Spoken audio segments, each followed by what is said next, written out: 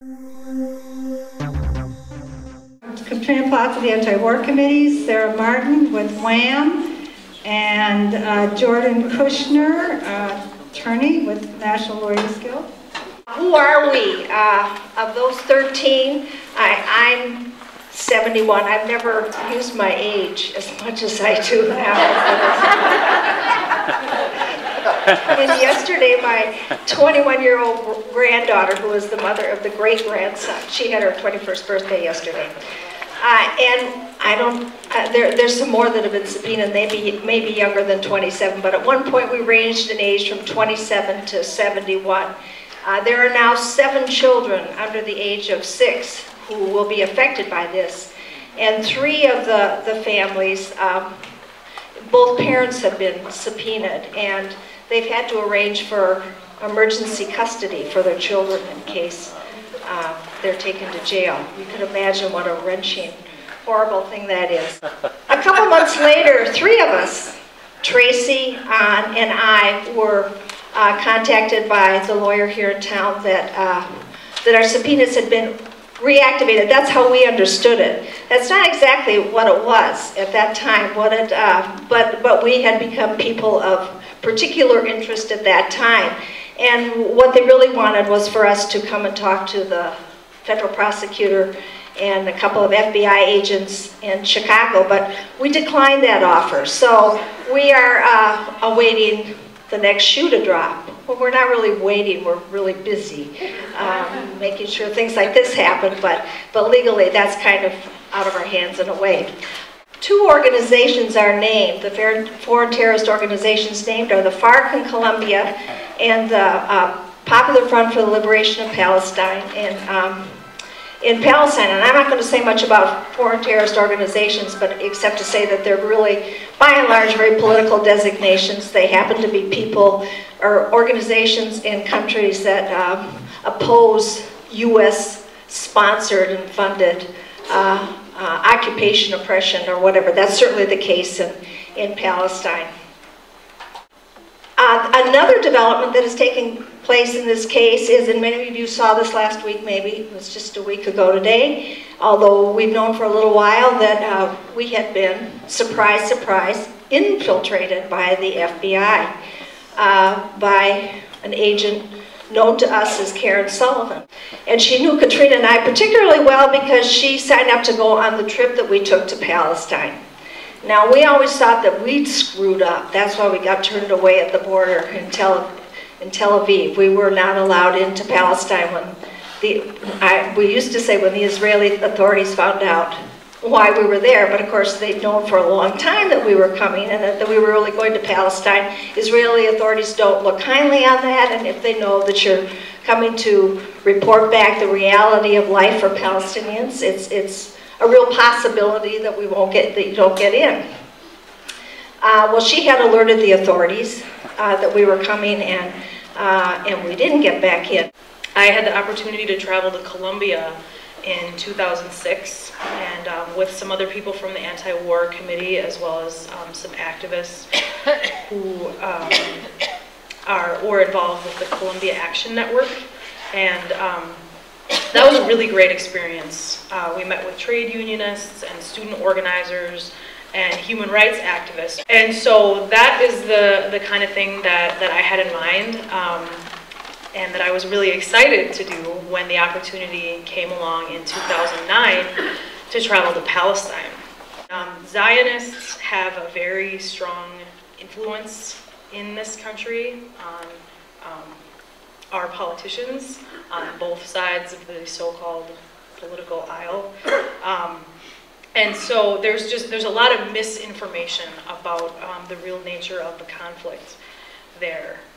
A lot of people believe that any Palestinians who resist the occupation in any way are terrorists, that they're hateful, that they're Islamic extremists, versus the image of Israelis, which is often, they tend to be viewed as more moderate and secular, and people talk about Israel being the only democracy in the Middle East.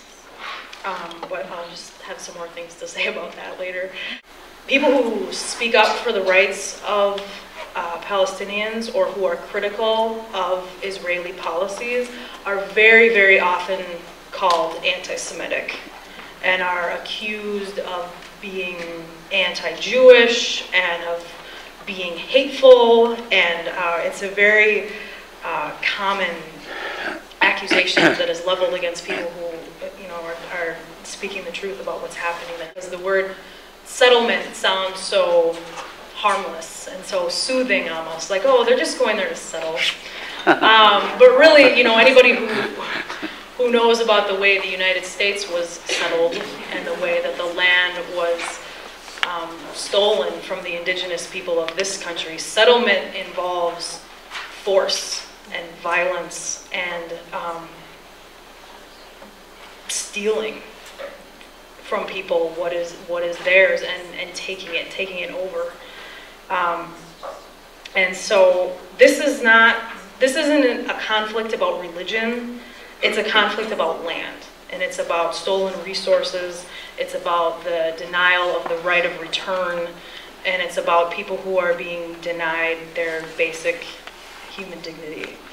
But basically, you don't have anyone in Congress who really takes a seriously dissenting view about U.S. policy in Palestine. So pretty much the debate, as far as the federal government who makes the policy concerns, as far as that's concerned, is silenced. Then you have a number of examples of academics who have taken positions or done writings that are sympathetic towards the Palestinian cause and have been denied tenure. So, what the development is that we have now is that the oppressive mechanisms have been developed to actually be used against grassroots citizens. So before the wrath of the pro-Israel forces would be reserved for people who are influential or powerful, like elected officials, journalists, professors. And what you have now, though, is the persecution of grassroots citizens who are being active and deciding to take a stand. And that's being done through the legal mechanisms, which is basically what we have here is what's called the Material Support for Terrorism law. And that actually came about in 1996. There was a very large piece of legislation that covered many different areas called the Anti-Terrorism Effective Death Penalty Act of 1996. The ostensible reason for it was the Oklahoma City bombings in 1994, and that we needed to have tougher laws to try and fight against terrorism.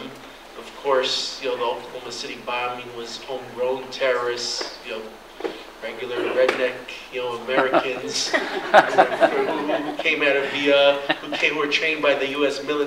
military, followed the many Somalis who've been prosecuted in Minnesota and some elsewhere for allegedly supporting this group called Al-Shabaab. That's based on these very broad laws that makes anyone who supports, who takes a side in a foreign conflict, a supporter of terrorism and subject to being put in prison for a very long time. Theoretically challenge it under the law that a terrorist organization that's labeled terrorist has a procedure where they can go to the State Department and challenge, ask the State Department to review their designation, and they have some limited review in court. There are a whole bunch of reasons why an organization wouldn't come forward and go through the State Department process. You've labeled us terrorists, but we're going to identify ourselves and come forward and explain to you why we're not terrorists. So, someone who's accused of being associated with this organization has no basis to challenge it. It's set in stone. So the issue doesn't become whether you've supported terrorism, it's whether you've actually supported an organization that the State Department has decided is a terrorist organization. And ultimately what that boils down to is any foreign non-governmental group that the U.S. disagrees with, that the U.S. considers to be challenging its interest, is likely to get labeled a terrorist organization. And a very high proportion of these foreign terrorist organizations, most of them are Muslim organizations. They have Arabic names. I haven't figured out all of them, but a very high number of them are Palestinian organizations. A lot of this propaganda about terrorism came out of the Israeli-Palestinian conflict. I mean, that's a lot of what shaped the lingo about what terrorism is and who gets defined as a terrorist, and what the stereotypes are of a terrorist, and how the government goes about it. So we don't know what the federal government exactly is going after the Anti-War Committee for. I don't know if they've decided that yet. But you have this issue now where there was apparently some money raised for this non-governmental organization of Palestinian women who might have something to do with the Popular Front for Liberation of Palestine, and therefore could become a very serious federal felony to support them. Oh. So often, when I'm asked to do this, to ask people if they can contribute to the cause, it's for a speaker who comes in, and I'm very sorry that Cynthia McKinney is not here, but tonight we're asked to support our own.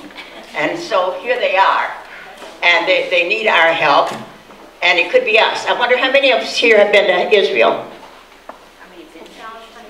Yeah, well, Israel, who have been to other countries and looking for the truth. So we're all suspect. We're all in the same boat with these people. And so we're not only helping them, but we're helping ourselves when we give to this cause. Because this FBI, Federal Bureau of, what is it, intimidation, threatens us all. And so we've got to fight back.